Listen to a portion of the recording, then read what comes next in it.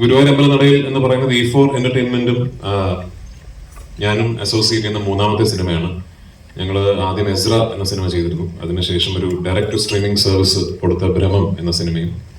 ഇന്നിപ്പോ ആദ്യമായിട്ടാണ് ഞങ്ങൾ കോ പ്രൊഡ്യൂസേഴ്സ് ആയിട്ട് E4 എന്റർടൈൻമെന്റും പൃഥ്വിരാജ് പ്രൊഡക്ഷൻസും ചേർന്ന് ഒരു സിനിമ നിർമ്മിക്കുന്നത്. എന്നെ സംബന്ധിച്ചിടത്തോളം ഒരു ഹോം കമ്പനി പോലെ എനിക്ക് പൃഥ്വിരാജ് പ്രൊഡക്ഷൻസിന് വേണ്ടി ഒരു സിനിമ ചെയ്യുന്ന പോലെ തന്നെയാണ് E4ന് വേണ്ടി. അത്രയും ഒരു ക്ലോസ് അസോസിയേഷൻ ആണ് മുകേഷ് സാറും ഞാനും, സഞ്ജയ്, സാരഥി, വിവേക്, ഇവരെല്ലാവരുമായിട്ട്. ഈ കഥ ഞാൻ കേൾക്കുന്നത് കുറച്ച് വർഷങ്ങൾക്ക് മുമ്പാണ്. ഞാൻ പല വേദികളിലും പറഞ്ഞിട്ടുപോലെ അന്ന് ബേസിൽ ജോസഫ് എന്ന താരോദയം സംഭവിച്ചിട്ടില്ല. അതുകൊണ്ട് തന്നെ അന്ന് ഈ കാസ്റ്റ് അല്ലായിരുന്നു ആക്ച്വലി. മറ്റൊരു രീതിയിലുള്ളൊരു ഒരു കാസ്റ്റിങ്ങും ഒരു കൺസെപ്ഷനും വെച്ചിട്ടാണ് ദീപു ഈ സ്ക്രിപ്റ്റ് എന്നോട് പറയുന്നത്. പിന്നീട് ഞാനും ആടുജീവിതം അതിന്റെ തിരക്കുകളൊക്കെ ആയിട്ട് പോയി. കുറച്ച് വർഷങ്ങൾക്ക് ശേഷം വിപിൻ ഈ കഥ വിപിന് ചെയ്താൽ കൊള്ളാമെന്ന് പറയുകയും അങ്ങനെയാണ് ഈ പ്രോജക്റ്റ് വീണ്ടും ഓണാവുന്നത്. അതിൽ വിപിൻ വരുത്തിയ ഒരുപാട് മാറ്റങ്ങളുണ്ട് ഈ സ്ക്രിപ്റ്റിലും ഒക്കെ തന്നെ. അതിൽ ഏറ്റവും വലിയ മാറ്റം ഈ ഒറിജിനലി പറഞ്ഞ കാസ്റ്റിംഗിൽ നിന്നും ഈ രണ്ട് കഥാപാത്രങ്ങൾ ബേസിലും ഞാനും ചെയ്യുക എന്നുള്ളതാണ്. അപ്പൊ സ്വാഭാവികമായിട്ടും ഈ രണ്ട് കേന്ദ്ര കഥാപാത്രങ്ങൾ മാറുമ്പോൾ ചുറ്റും നിൽക്കുന്ന എല്ലാ ആക്ടേഴ്സിന്റെയും കാസ്റ്റിംഗ് മാറേണ്ട ഒരു ആവശ്യം വരും. അങ്ങനെയാണ് ഈ സിനിമയിൽ ഇതിപ്പോ നിങ്ങൾ ഈ കാണുന്ന ഇത്ര മാത്രമല്ല കേട്ടോ, ഒരു 10-40ഓളം ആർട്ടിസ്റ്റുകളുള്ള സിനിമയാണ്.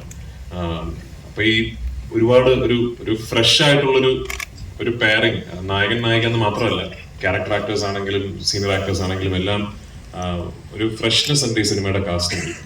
ഒരുപാട് നാളുകൾക്ക് ശേഷമാണ് ഞാൻ പേഴ്സണലി ഇത്രയും നടന്മാർ ഒരുമിച്ചൊരു സെറ്റിൽ ഉണ്ടാകുന്ന ഒരു സിനിമയിൽ അഭിനയിക്കുന്നതും അത്തരം ഒരു സെറ്റിൽ ഞാൻ ഉണ്ടാകുന്നതും ഒരുപാട് നാളുകൾക്ക് ശേഷമാണ്. ഈ സിനിമയിലെ ഏറ്റവും വലിയ സന്തോഷവും അത് തന്നെയായിരുന്നു. ഒരു വലിയ കാസ്റ്റിന്റെ കൂടെ ഭയങ്കര ഫൺ ആയിട്ടുള്ളൊരു സിനിമ ചെയ്യാൻ സാധിച്ചു എന്നുള്ളത്. ഇനിഷ്യലി ഞങ്ങൾ ഈ സിനിമ പ്ലാൻ ചെയ്തിരുന്നതിനേക്കാൾ ഒരുപാട് വലിയ സിനിമയാണ് ഇപ്പോൾ. അതിന്റെ സ്കെയിൽ എന്ന് പറയുന്നത് ഈ സിനിമയിൽ വിപിൻ പറഞ്ഞതുപോലെ ഈ നടന്മാരുടെ എണ്ണം കൂടുകയും നമ്മൾ ആദ്യം കൺസീവ് ചെയ്തതിനേക്കാൾ കുറെ കൂടെ വലിയ രീതിയിൽ ഈ സിനിമ എടുക്കാൻ സാധിച്ചു എന്നുള്ളതുകൊണ്ടാണ്. പക്ഷെ ആസ് പ്രൊഡ്യൂസേഴ്സ് മുകേഷ് സാറിനും എനിക്കും ഈ അവസരത്തിൽ വിപിനും വിപിന്റെ ടീമിനോടും, അതായത് വിപിൻ പറഞ്ഞ പോലെ കുറെ പുതിയ ആൾക്കാരാണ് ഈ ടീമിൽ കൂടുതലും ഉള്ളത്, ആ ടീമിനോടുമാണ് നന്ദി പറയേണ്ടത്. കാരണം ഒട്ടും സ്ട്രെസ്ഫുൾ അല്ലാത്ത, വളരെ എൻജോയ് ചെയ്ത് ഒരു ടെൻഷൻസും ഇല്ലാതെ തീർന്ന ഒരു ഷൂട്ടിംഗ് പ്രോസസ്സാണ്. നിർഭാഗ്യവശാൽ ഈ സിനിമയുടെ ചിത്രീകരണത്തിനിടയിൽ എനിക്കൊരു പരിക്ക് സംഭവിക്കുകയും ഒരു നീ സർജറി ചെയ്യേണ്ടി വരികയും അങ്ങനെ ഒരു 4 മാസത്തോളം എനിക്കൊരു ബ്രേക്ക് എടുക്കേണ്ടി വന്നതിന്റെ ഭാഗമായിട്ടാണ് ഈ സിനിമ ഇത്രയും നീണ്ടുപോയത്. അല്ലെങ്കിൽ ഇതൊരു 1 വർഷക്കാലം നീണ്ടു നിൽക്കേണ്ട ഒരു പ്രോസസ് ആയിരുന്നില്ല. എന്നിരുന്നാലും ഇന്നിപ്പോൾ ഭംഗിയായിട്ട് ഈ സിനിമ ചെയ്തു തീർക്കാൻ സാധിച്ചു. ഈ 16-ാം തീയതി ലോകമെമ്പാടുമുള്ള തിയേറ്ററുകളിൽ ഒരു വലിയ റിലീസായി ഈ സിനിമാ പ്രേമികൾക്ക് മുമ്പിൽ എത്തുകയാണ്.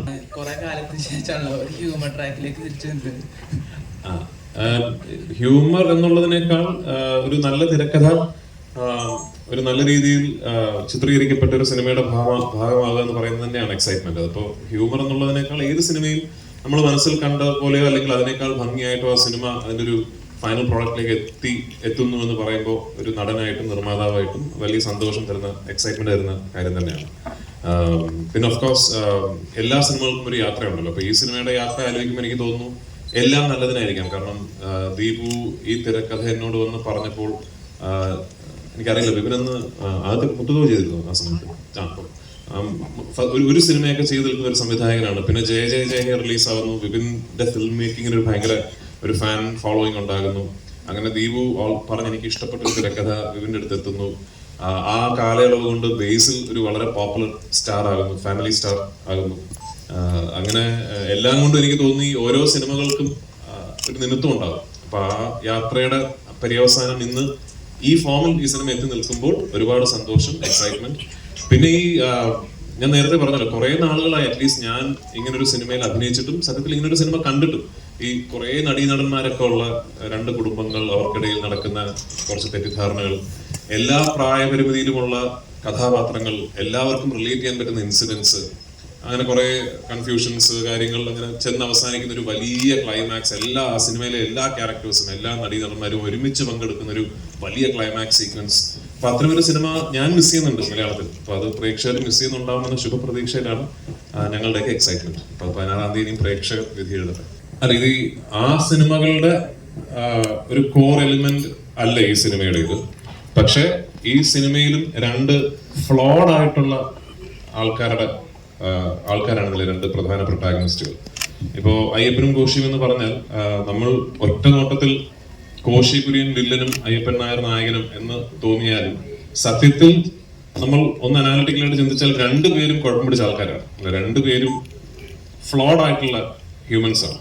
അപ്പൊ അവർക്കിടയിൽ സംഭവിക്കുന്ന കുഴപ്പങ്ങളാണല്ലോ. ആ സിമിലാരിറ്റി ഉണ്ട് ഇതില് വിനു എന്ന ബേസിലെ കഥാപാത്രവും ആനന്ദൻ എന്ന ഞാൻ ചെയ്യുന്ന കഥാപാത്രവും അടിസ്ഥാനപരമായിട്ട് ഫ്ലോഡ് ആയിട്ടുള്ള ആൾക്കാരാണ്.